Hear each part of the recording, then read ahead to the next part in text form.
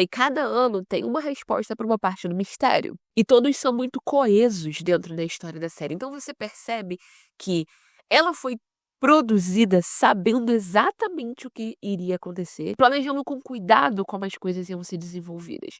Diferente de PLL, que claramente foi só sendo produzida a esmo e adicionando pistas e plot twists, que eles não faziam a menor ideia de como eles iam amarrar lá no final.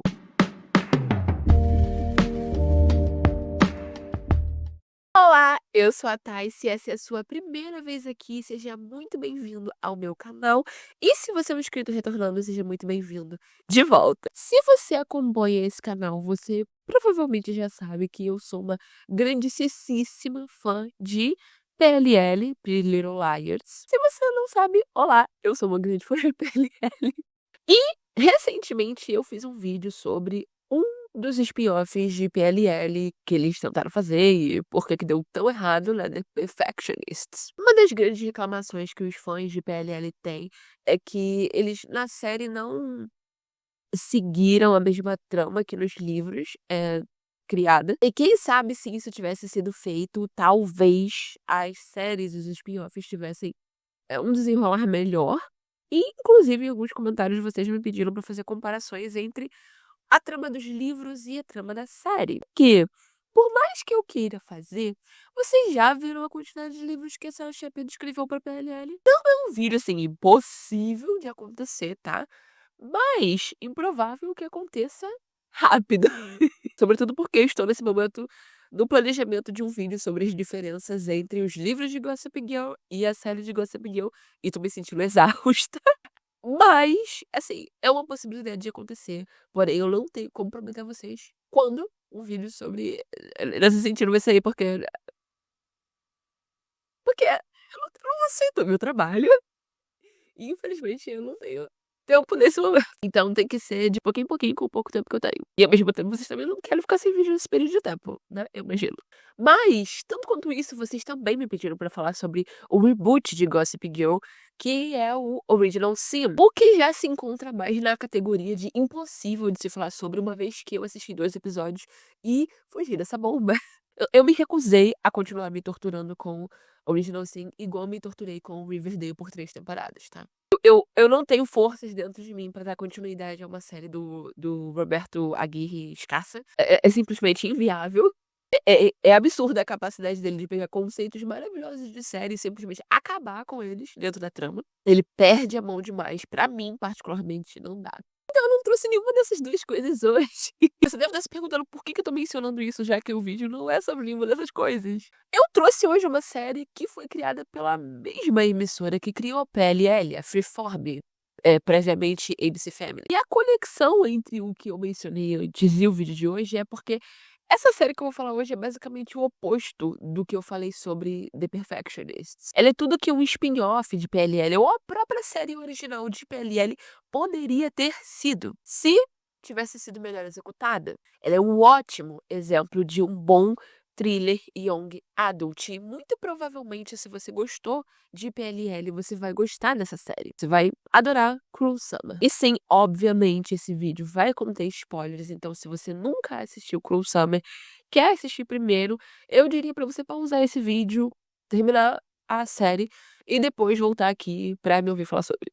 Se é do seu interesse. Estejam avisados, não quero ouvir reclamações, não existe análise de alguma coisa sem spoiler. Eu preciso falar sobre o que acontece na trama. Então, assim, você já entrou aqui sabendo disso. E continuou por sua própria conta e risco. Um outro aviso é que está um raro dia muito frio no Rio de Janeiro nesse momento. E eu estou espirrando bastante, então, obviamente, a minha voz não tá 100% nesse vídeo. E minha pele também não tá. Não é um dia perfeito hoje, eu diria, pra gravar, porém é o dia que eu tenho. Então, se tiver algum comentário reclamando do som ou da minha voz ou da minha aparência, possivelmente, é possível que eu surte.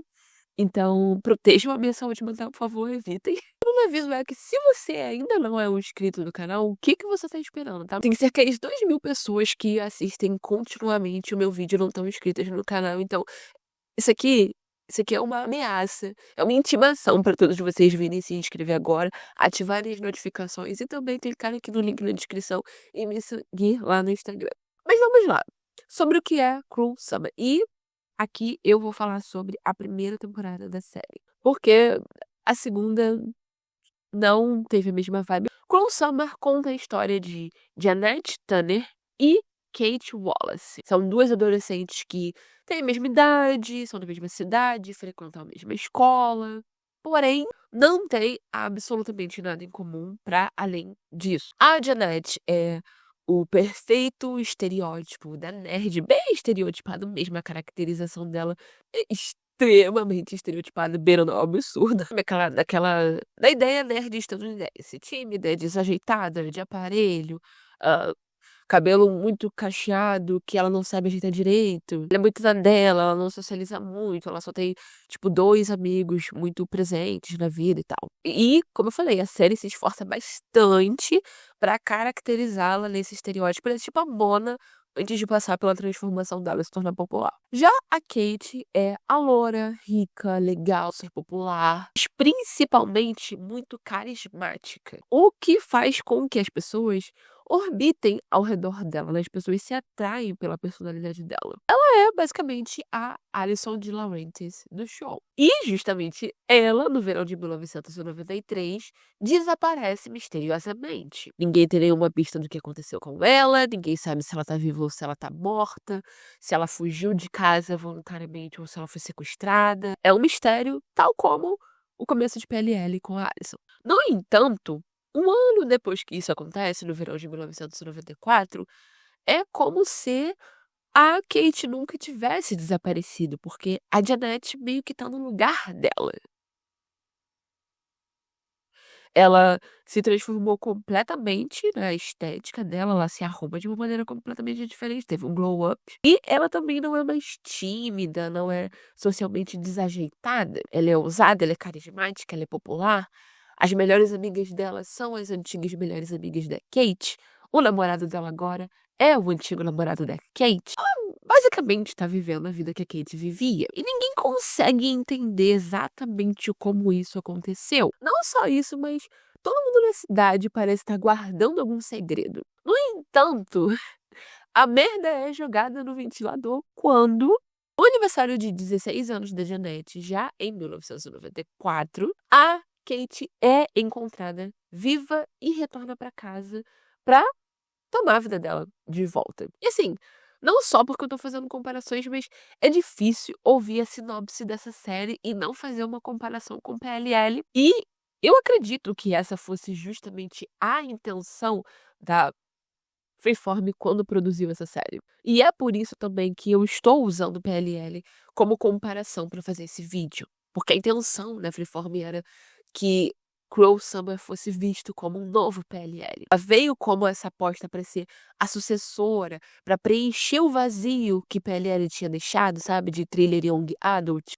Afinal, PLL foi uma série extremamente bem sucedida pra emissora, deu muito dinheiro, era a série mais assistida que a Freeform tinha. Então faz total sentido que eles tentassem apostar numa sucessora, e eles já tinham apostado em outras que eram pra ser sucessores de PLL inúmeras vezes que tinham dado errado.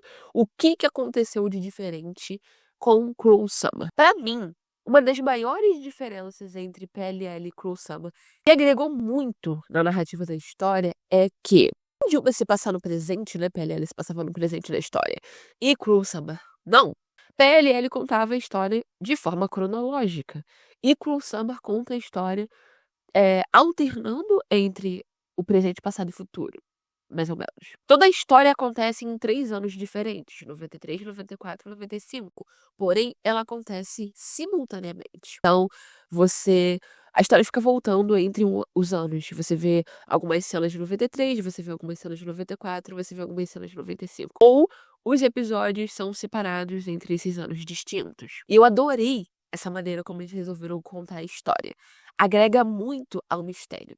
Porque toda vez que você acha que você obteve as peças para conseguir descobrir o que realmente aconteceu, a série volta ao passado, a série ou vai pro meio da história e te conta uma outra informação que muda completamente a sua perspectiva. E sim, a maneira como eles diferenciam as cenas de cada um pra gente, usando filtros, né, diferentes das imagens, é um pouco exagerada, tipo, o ano de 1994 é claramente um ano emo, sem saturação nenhuma, mas ainda assim as 3 timelines funcionam muito bem, porque elas são muito bem escritas. Eu falei, cada ano tem uma resposta para uma parte do mistério, e todos são muito coesos dentro da história da série. Então você percebe que ela foi produzida sabendo exatamente o que iria acontecer, planejando com cuidado como as coisas iam ser desenvolvidas. Diferente de PLL, que claramente foi só sendo produzida a esmo e adicionando pistas e plot twists, que eles não faziam a menor ideia de como eles iam amarrar lá no final. Tipo, em Cruel Summer, algo acontece em 1994 que não faz muito sentido. Porém, mais pra frente, num flashback de 1993, é explicado o porquê dessa ação. E aí, eventualmente, leva a um plot twist em 1995. É, na verdade, uma jogada muito, muito inteligente de fazer com que o mistério continue interessante ao longo da temporada inteira. Mas o mais importante é aquilo que eu falei. Você sente que os roteiristas sabiam aonde eles queriam chegar com o final da série. Eles não só jogam reviravoltas no meio do episódio aleatoriamente, eles tinham muita ideia de como eles queriam que o final se amarrasse. Até mesmo porque você contar uma história em 3 linhas do tempo diferentes, que se movem simultaneamente, é algo muito complicado. Poderia ter dado muito errado, poderia ter confundido o público. Mas eles executaram isso muito bem. Além disso, eles utilizaram aquele recurso de todo mundo é suspeito de uma maneira muito legal. Algo que PLL tentou fazer, mas não conseguiu utilizar direito, simplesmente porque eles não tinham culhão de fazer um personagem principal no final ser mal ou fazer alguma coisa realmente ruim. Eles nunca conseguiam abrir mão de um personagem para que ele fosse vilão. Isso porque eles não queriam dar consequências para as ações desses personagens. Era sempre algo tipo, a Spencer era do Team A, mas não, ela só tá no Team A porque ela tá tentando encontrar o Tobo, não sei o quê. Tudo tinha uma justificativa, ninguém nunca era mal, ninguém nunca era ruim, porque eles não queriam arriscar, ter qualquer tipo de represália dos fãs e aí acabou ficando tudo muito sem graça, porque não tinha risco na série. Já a Cruel Summer faz você questionar a integridade de todos os personagens. E ninguém fica fora. Você realmente não tem ideia de quais são as pessoas que são boas e quais são as pessoas que são ruins. Isso porque a série tá constantemente puxando o seu tapete, com uma reviravolta diferente. Quando você tá super torcendo pra um personagem e tem certeza que ele é um mocinho e tomou boas atitudes na história, de repente a série mostra uma cena do ano anterior e você descobre que ele fez algo horrível. O que faz com que o ritmo do suspense se mantenha muito bem, porque você nunca sabe como você vai se sentir sobre aquele personagem no próximo episódio. Alguém que parece ser culpado pode ser, na verdade, uma vítima. E alguém que parece ser honesto pode, na verdade, estar encobrindo o erro de outra pessoa. Alguém que parece um mártir na história pode, na verdade, ter feito algo muito ruim. A gente simplesmente não pode confiar em ninguém na série. Não só isso, mas realmente existem camadas dentro do mistério principal da série, que é o que aconteceu com a Kate. Quando a gente começa a receber as informações depois que a Kate reaparece, a trama fica muito interessante. E, obviamente, a partir daqui, eu vou falar detalhes da série. Então, se você realmente não quiser saber nada sobre Cruel Summer, do que acontece literalmente em Cruel Summer, não continue, esse é seu último aviso. Bom, a gente descobre que a Kate, na verdade, estava presa em cativeiro por um homem chamado Martin, que era o vice-diretor da escola das meninas. Então, durante todo esse tempo, ela estava presa no porão dele a meros quilômetros de casa. Ela não estava longe, ela não estava fora nem da cidade. Só que, quando ela retorna para casa depois de 12 meses desaparecida, ela se recusa a falar com a polícia. O que faz a gente pensar, o que que ela tá escondendo? E aí, quando ela enfim concorda em conversar com a polícia, ela dá bastante informação. Só que mais tarde, ela admite pra alguém num chat anônimo que ela não tá falando toda a verdade, que ela tá mentindo ou que ela tá escondendo coisas da polícia. O que mais uma vez faz você ficar suspeito dela. Além disso, o comportamento dela começa a ficar tudo estranho. Fica parecendo que ela tá tentando manipular a história do desaparecimento dela. E principalmente fica parecendo que ela tá tentando fazer isso pra colocar a culpa na Janet, pra se vingar da Janet. Por meio que raiva da Janet ter roubado a vida antiga dela, por estar no lugar dela. Porém, mais pra frente, a gente também descobre que o trauma de ter passado por tudo que ela passou bloqueou algumas memórias dela. Então, na verdade, é por isso que ela não contou toda a história pra polícia. Ela nem se lembra de tudo. Ela não tem mais certeza de tudo o que aconteceu dentro do cativeiro. Como, por exemplo, ela descobre na terapia que ela conheceu alguém chamada Annabelle enquanto ela estava lá. Mas ela não consegue acessar as lembranças dessa pessoa, o rosto, a voz, nada. E toda vez que ela tenta se forçar a lembrar sobre a Annabelle, quem é a Annabelle, ela começa a ter um ataque de pânico. Então ela não consegue acessar essa memória e dá essa sensação de que algo muito ruim aconteceu com essa pessoa. E aí você fica, algo muito ruim foi feito a essa pessoa ou algo muito ruim a Kate fez a essa pessoa? E é por isso que a Kate se distingue muito da grande maioria das personagens de séries adolescentes, principalmente se for nessa vibe thriller, porque existem inúmeras camadas pra moral dela. Além do que é muito difícil distinguir quando ela tá mentindo e quando ela tá falando a verdade. E por causa disso, é impossível pra gente que tá assistindo a série distinguir quais são as verdadeiras intenções dela. A gente nunca sabe o que ela quer fazer. Ela é uma personagem feita pra te confundir e esse papel dela é muito bem executado ao longo da série. E a maneira como eles estruturaram os episódios também é muito boa, porque basicamente cada episódio gira em torno de uma das protagonistas. Então você meio que tem um episódio da Kate e você meio que tem um episódio da Janet. Não que uma não apareça no episódio da outra, mas ele é contado pelo ponto de vista de cada uma, mais ou menos. E assim, eu poderia dizer que os episódios centrados na Kate são episódios mais fortes, e são, mas isso não quer dizer que os episódios da Janet sejam necessariamente ruins. Porque ambos têm a sua função dentro da narrativa. Os episódios da Janet, eles carregam o enigma da história, eles te deixam com dúvida, eles criam perguntas. E os episódios da Kate, eles acessam o trauma do que aconteceu, então eles te dão as respostas. O que faz sentido, uma vez que foi ela que desapareceu, ela que sofreu toda a tragédia e tal. E é ela quem tá mais no cerne do mistério. E assim, obviamente, Cruel Summer tem vários defeitos. Não é uma série perfeita, não é uma série obra-prima da cinematurgia, acho que é a palavra correta.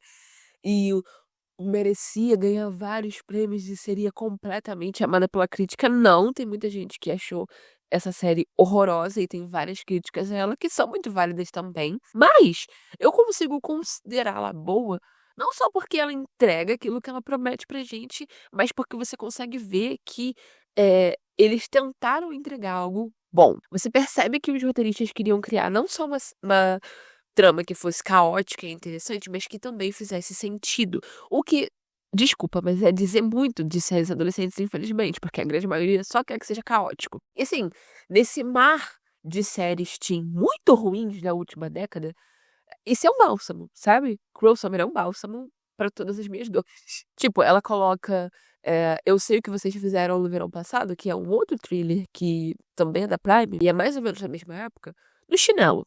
Eu sei que vocês fizeram no verão passado. Foi um desperdício do meu tempo assistir. Enquanto Cruel Summer, eu já reassisti de novo e quis falar sobre porque eu quero que mais pessoas passem pela boa experiência que eu passei. Dito isso, você precisa analisá-lo dentro do contexto pro qual ela é feita. Ela é uma série thriller teen. Ela não vai ser ela não vai ter atuações merecedoras de Oscar, no entanto, eu acho que algumas atuações são merecedoras de prêmios, sim. E ela não vai ter uma trama que vai se tornar um clássico da literatura, obviamente. Mas pro que ela se propõe a fazer, ela é muito boa. O momento que eu tive certeza que essa série ia levar o mistério a sério foi na primeira reviravolta. No final do primeiro episódio, é revelado que 3 meses depois que a Kate reapareceu, ela contou num programa de TV nacional, daqueles bem Sônia Abrão mesmo, que ela viu a Janet pela janela da casa do Martin quando ela estava presa lá. E que a Janet foi embora e deixou ela lá pra morrer. E é aí que a história te pega, porque ela te deixa com 1000 perguntas a serem respondidas. Será que ela tá falando a verdade? Será que a Janet realmente sabia e foi tudo um plano pra tomar o lugar dela? Será que ela tá mentindo porque ela tá com inveja da Janet? Não sabemos, teremos que continuar assistindo. Uma das minhas maiores revoltas com PLL é justamente a preguiça que os roteiristas tinham de amarrar o plot. Eles só se concentravam no drama dos casais, só no drama romântico, que é interessante, mas não tinha que tomar a história como tomou. Não existia nenhum esforço para dar sentido para os plot twists, porque eles não estavam preocupados com que a história fosse coesa. Eles só queriam enganar o público enquanto eles dispersavam a nossa atenção com os chips, com os casais. Tipo, o PLL te dava 23 episódios por temporada, o que, caralho, era incrível. No entanto, só 2 ou 3 realmente importavam dentro da trama. E não era assim que a série tinha se vendido no começo. Ela tinha se vendido como um mistério. Então ela era para ser um mistério no seu cerne, no seu âmago. E isso me frustra muito pensar como o PLL poderia ter sido tão boa. Eu gosto da série, mas porque eu gosto, eu tenho que admitir que a série é mal feita. Já em Cruel Summer, e sim, isso pode ser atribuído ao fato de que eles não tinham intenção de fazer várias temporadas com essa mesma história da série, né? A segunda temporada, ela é completamente desligada da primeira, então eles não iam esticar essa história o quanto eles conseguem. Por conta disso, os roteiristas não perdem tempo na história. Você recebe ali o que você precisa receber. Tudo o que é introduzido tem um propósito para a conclusão final, mesmo que o ritmo seja devagar em alguns episódios, você fica, essa cena tá cortada. Não, no final vai ter um porquê tinha aquela cena ali. E também é muito importante salientar como é bom ter uma série teen cuja as protagonistas são duas meninas e que a história não é usurpada por esses subplots românticos que fazem com que ela seja muito mais longa do que deveria ser. Sim, existe um plot romântico ali, um triângulo amoroso, mas ao mesmo tempo ele meio que não existe, ele não é essencialmente importante para a história. A história se concentra acima de tudo na Kate e na Janet. E eles deixam isso muito claro desde o primeiro episódio. Um outro personagem que eu achei muito bem composto também é o pai da Janet. Você sente muito mais pena dele, na grande maior parte da série, do que das duas protagonistas. Porque o cara perde absolutamente tudo. Ele é a única pessoa que você sabe, do começo ao fim, que é só um cara legal, tentando fazer o certo pela filha dele. E nesse inteirinho, ele perde a carreira, ele perde a reputação, ele perde a esposa, ele perde a casa, amigos. E na timeline de 95, que é o último ano que a série passa, ele tá super deprimido, completamente perdido, ele não tem mais nenhuma visão de vida. E o super interessante no arco dele com a Janet é que ele não tem 100% de certeza que ela tá certa, que ela é inocente. Ele não acredita cegamente na filha, como geralmente é se esperado que eles coloquem na série. O motivo pelo qual tudo isso que acontece justamente acaba com a saúde mental dele é porque ele não tem certeza se a filha dele fez algo de muito errado ou não. É porque ele sente que ele não conhece ela de verdade. E isso é assustador pra ele, porque existe uma possibilidade dele ter arriscado tudo, perdido tudo na vida dele por uma pessoa que nem fez o certo, que nem é inocente. Porém, ao mesmo tempo, é a filha dele. Então, se ela for culpada, mudaria alguma coisa? Ele teria realmente feito algo diferente? O que impediria ele de arriscar tudo pra proteger a filha? São todos esses questionamentos que são colocados nesse personagem, o que tornam ele muito legal de assistir. E esse conflito, esse não saber, faz com que ele perca a bússola moral dele também e cria um distanciamento entre ele e a Janet. E eles eram super próximos, eles tinham um relacionamento pai e filha muito bonito, que é mostrado em 93. Mas agora em 95, quando ele não sabe se ela é inocente ou culpada, ele mal consegue olhar ela nos olhos. Ao mesmo tempo, ele tem muito medo de confrontá-la para descobrir a verdade. Ao mesmo tempo, ele também não consegue se impedir de fazer tudo por ela. É a filha dele, é o bebê dele, ele não pode abandoná-la. Além do mais, a mãe já abandonou a menina, ela só tem a ele. O flashback onde ele descobre que ela tinha a chave da casa do Martin é devastador. Porque é ali que ele entende que a filha não era a pessoa que ele achava que era, e isso quebra ele por dentro. Porém, apesar de tudo de bom que eu falei da série até aqui, apesar dela se destacar entre as séries Young Adult dessa década, acho que nada mais justo de eu apontar tudo que não funciona nela também, pra você estar ciente se você quiser assistir. E também porque quando a gente analisa, a gente tem que falar dos pontos ruins junto. E a primeira coisa que não é boa nessa série é o diálogo. Cruel Summer sofre daquela síndrome de adolescentes que não falam como pessoas reais e as conversas não parecem naturais. Muita coisa parece forçada e acaba te distraindo um pouquinho do plot. Tipo, existe muito diálogo expositivo. Sabe quando o autor ou o roteirista precisa que você saiba de alguma informação na história, mas ele não quer criar a cena que vai te contar essa informação, ele só quer que você saiba essa informação para uma cena que tá acontecendo ali no agora. Então ele faz esses personagens te contarem essa informação numa conversa. E tudo bem, isso pode funcionar, só que fica sem sentido quando é uma informação que esses personagens já deveriam ter tido para ali dentro da história e não estariam falando sobre naquele momento, se não fosse por causa da necessidade de te dizer aquilo. Talvez isso tenha ficado um pouco confuso, então eu vou dar um exemplo. Tipo, quando a Janet e as amigas dela, que antes eram amigas da Kate, estão numa loja, e curiosamente é aniversário de 1 ano do desaparecimento da Kate, se eu não me engano. E uma delas fala assim: ah, nossa, já vai fazer 1 ano que a Kate desapareceu, você acredita e tal? E depois ela fala, a Janete meio que fica sem graça, e ela fala: ah, é, você só começou a andar com a Ingrid depois que a Kate sumiu. Tipo, elas saberiam disso, elas não falariam isso, era a gente que precisava saber que a Janete só começou a andar com elas depois que a Kate sumiu. Fica um diálogo um pouco forçado na história. Outro ponto que a gente pode criticar são algumas atuações na série, não todas. Como eu falei, a Kate é uma personagem maravilhosa, a Olivia Holt, que interpreta ela, arrasou nesse papel. A Chiara Aurélia, que faz a Janet, também é espetacular. Michael Landis, que faz o pai da Janet. A Brooke Sudano, que faz a Angela. Eles merecem destaques porque eles vendem muito bem os seus personagens.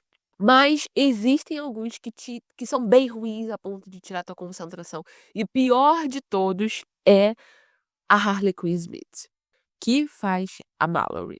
Isso não é uma crítica à atriz, porque honestamente eu nunca vi ela em nenhuma outra série ou filme, então eu não sei se a atuação dela é boa ou ruim. Isso é uma crítica ao que ela entrega em Cruel Summer. E o que ela entrega em Cruel Summer. Não, não, não, não, não, não, não.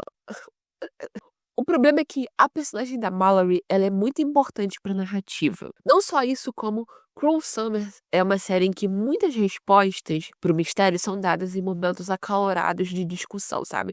As pessoas estão discutindo e pá, alguém solta uma coisa que não deveria soltar. E aí você descobre alguma coisa. Então, todo o conflito que acontece dentro da série é um momento de você prestar muita atenção, porque vai ser alguma coisa dali. E isso fica muito de fazer quando muitos conflitos envolvem a Mallory, porque a Mallory é horrível. Tipo, não tem como ser gentil, tem que ser absolutamente sincera. Ela é horrível.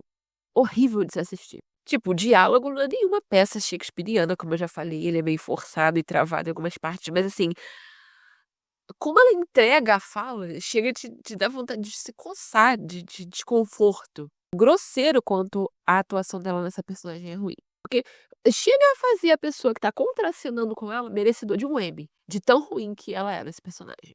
Tudo que ela fala, ela entrega de uma maneira muito esquisita. A ênfase dela é completamente desproporcional ao que ela tá dizendo. Te dá vergonha, sabe? Te dá vergonha alheia. É isso que te faz sentir quando você tá assistindo. Te dá vergonha alheia assistir a Mallory. E é inconcebível pra mim que não tenha existido uma outra atriz melhor se candidatando a esse papel. Pra eles escolherem. Não, não, não consigo. Não consigo. Talvez nepotismo explique se você pesquisar quem são os pais da Harley Quinn Smith.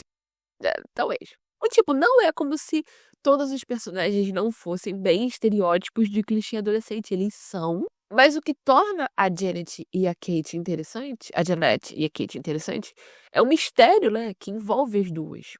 Enquanto que a Mallory te faz querer bater a cabeça na parede. Porque ela é uma personagem que é essencial pro andamento da história. Ela tá em cenas muito importantes. Ela tá presente em eventos que são cruciais pra descobrir o mistério. Mas ela é horrível, então você é obrigado a ver ela consumindo teu tempo de tela, sabe? Ela é. Ah! Um outro defeito que essa série tem foram as escolhas de caracterização dos personagens. Tipo, em alguns momentos eram pra eles terem 14, 15 anos e eles agem como se fossem crianças de 7. É muito. Nada a ver. E como eu falei, tem o clichê dos estereótipos, a loira popular, a nerd morena de cabelo cacheado, o melhor amigo gay. Eles não precisavam ter investido tanto nisso pra a série ser apelativa. A série já conseguiria se sustentar por si só, sem essa forçação no estereótipo. Eu acho que ela se beneficiaria de mais sutileza. E bem, aí temos o final, que eu honestamente me sinto em conflito sobre. Primeiro, eu achei que eu gostei muito do final, porque a cena final da série é muito bem feita.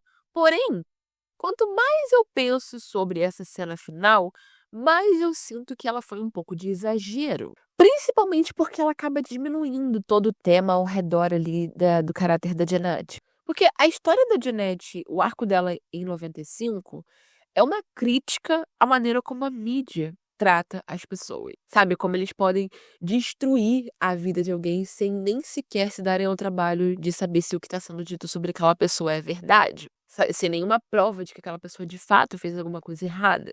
A Janet, ela é intitulada a pessoa mais odiada do país. Ela não consegue andar na rua sem ser maltratada ou ostracizada por desconhecidos. A casa dela é vandalizada toda hora.